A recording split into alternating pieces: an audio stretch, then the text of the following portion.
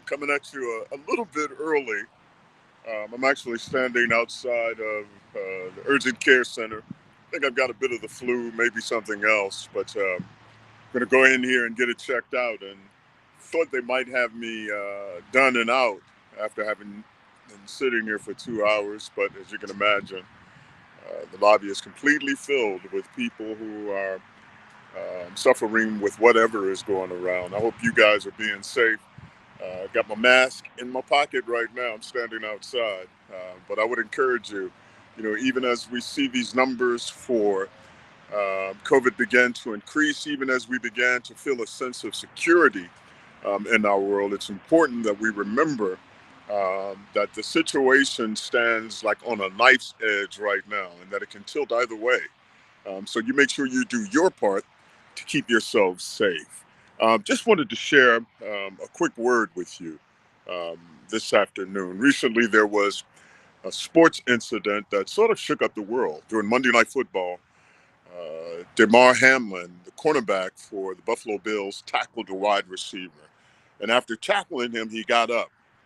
And the camera cut to another view of the field, but after getting up and adjusting his helmet, Damar collapsed on his back. And because of the level of contact that occurs within a football game, the immediate assumption was that he had incurred a concussive hit, a blow to the head that either rendered him unconscious or stunned.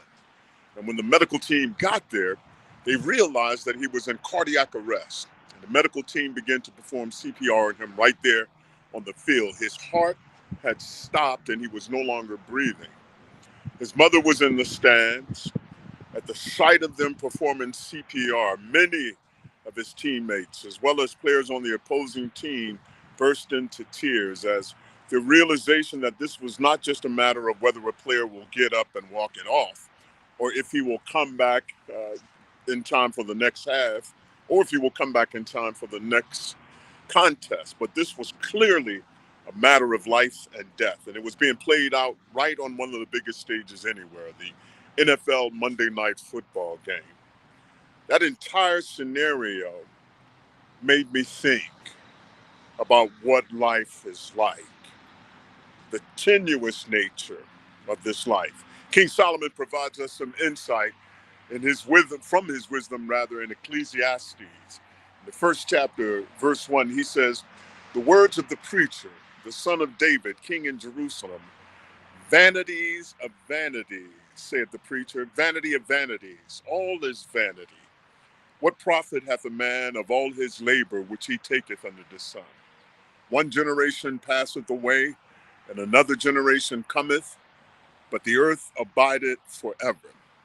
And it's important that we understand that the writings of Ecclesiastes come from a man with a certain perspective. When he was asked by God what he wants, Solomon's request was, "Give me the wisdom and the knowledge to lead them properly, God's people. For who could possibly govern this great people of yours?"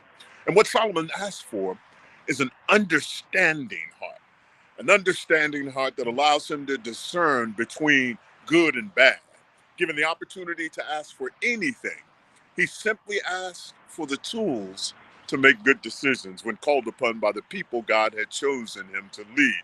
God's response was epic. It was pure God.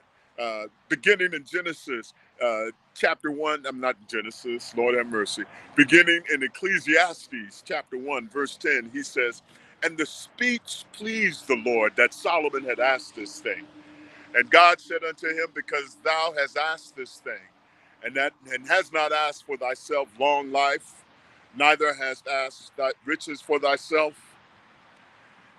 nor has thine asked the life of thine enemies, but has asked for myself understanding to discern judgment." And I am now being called back, so I'm going to go and get well, and we'll check back in with you.